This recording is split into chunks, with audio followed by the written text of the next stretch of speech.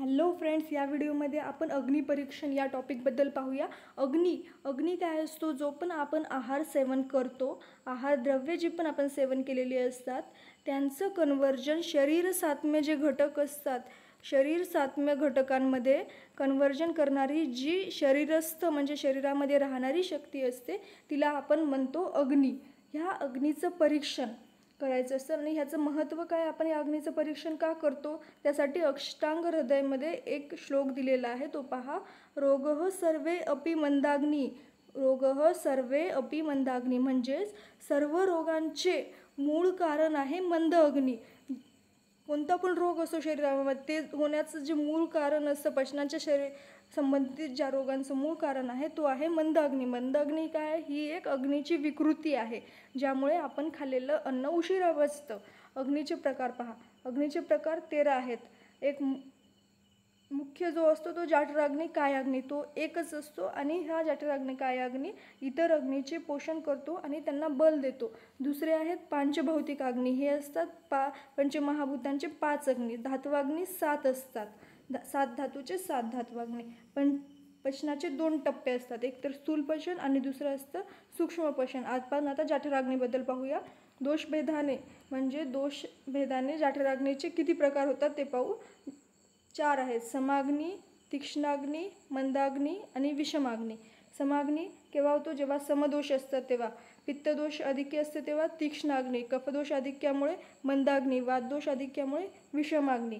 आता प्रत्येक अग्नीबद्दल पाहू. तीक्ष्णाग्नी. तीक्ष्णाग्नी काय असतो? जेव्हा शरीरामध्ये पित्तदोषाची उत्कटता असते, पित्तदोषाचे आधिक्य असते तेव्हा असतो तीक्ष्णाग्नी.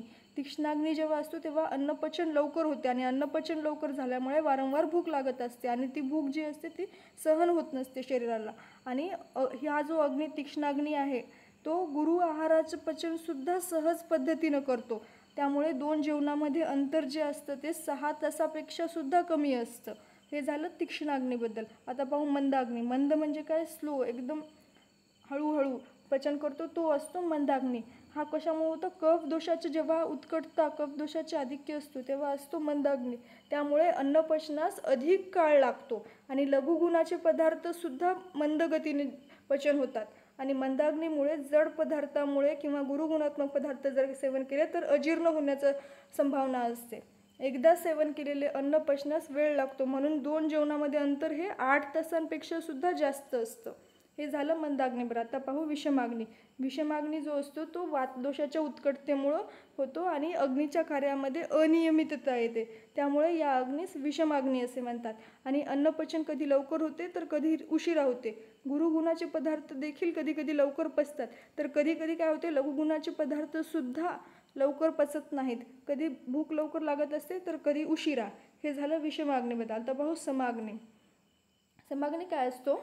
जेव्हा तिन्ही दोष साम्यावस्थेत असतात तेव्हा हा समाग्नी असतो. समाग्नीमध्ये पचनाचे कार्य संतुलित एकदम बॅलन्स्ड कंडिशनमध्ये असते. खाण्यातील बदल जरी झाला तरी तो हा अग्नी सहन करू शकतो. समाग्नी असल्यास गुरु आहारामुळे अजीर्ण होत नाही आणि लघु आहाराचे पचन लवकर झाल्याने लगेच भूकसुद्धा लागत नाही. म्हणजेच तीक्ष्ण अग्नीप्रमाणे क्षुधा, भूक, असहत्व हे लक्षण राहत नाही यांच्यामध्ये. अग्नीवर परिणाम करणाऱ्या घटकांबद्दल पाहू. अग्नीवर काय काय कोणते कोणते घटक परिणाम करतात. पहिला आहे लिंग. लिंग म्हणजे पुरुष आणि स्त्री. पुरुषांमध्ये काय होते? क्षुधा तीव्र असते आणि अन्नग्रहण मात्रासुद्धा अधिक असते. दुसरं आहे वय. तरुण वयामध्ये पित्ताची अधिकता असते त्यामुळे भूक अधिक लागते. काही गुरु पदार्थ पचवण्याची शक्तीसुद्धा जास्त असते. वार्धक्यामध्ये काय होते? वाताचं आधिक्य असते त्यामुळे अग्नी विषम असते आणि अन्नपचन योग्य प्रकारे होत नाही. तिसरा पॉईंट आहे ऋतू. वर्षा आणि ग्रीष्म या 2 ऋतूमध्ये अग्निबल कमी असते. नंतर आहे देश. अनूप, जांगल आणि साधारण देशाचा परिणामसुद्धा जठराग्नीवर होत असतो. आता 5वा पॉईंट आहे आहार्य द्रव्यांचे गुण. जसे की गुरु आणि लघु. गुरु गुणाचे पदार्थ काय असतात? जसे की गव्हाचे पदार्थ आणि मांस यांना पचन व्हायला वेळ लागतो. तर लघुगुणाचे पदार्थ जसे की नाचणी, ज्वारी, साळीच्या लाह्या हे लवकर पचतात. 6वा पॉईंट आहे क्षुधा स्वरूप म्हणजे भुकेचे स्वरूप. जर तीक्ष्णाग्नी असेल, दंदशुक म्हणजे यांना पुन्हा पुन्हा थोडेसे खावेसे वाटते. आणि प्रभूत, अशन. प्रभूत म्हणजे भरपूर प्रमाणात, अशन म्हणजे आहार, भरपूर आहार असतो यांचा. आणि ज्यांचा मंदाग्नी असतो त्यांचं अल्प अशन असतं. अल्प म्हणजे कमी प्रमाणात, अशन म्हणजे आहार, त्यांचा कमी आहार असतो. आता 7वा पॉईंट आहे अल्पक्षुधा. अल्पक्षुधा म्हणजे भूक जे आहे ती कमी असणे आणि 2 जेवणामध्ये अंतर अधिक असणे, हे अल्पक्षुधेचे लक्षण आहे. आणि बहुभूक म्हणजे काय, सारखं खायला लागतं पण ते खायची जी मात्रा आहे त्यांची कमी खातात. ते सारखं सारखं खायला लागते पण जे खाण्याची जी मात्रा आहे ती कमी असते.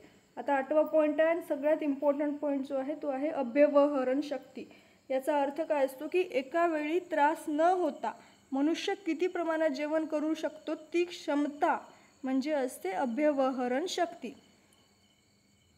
झोप न येणे, शरीराची हालचाल व्यवस्थित करणे ही लक्षणे असतील तर अव्यवहरण शक्ती उत्तम असते.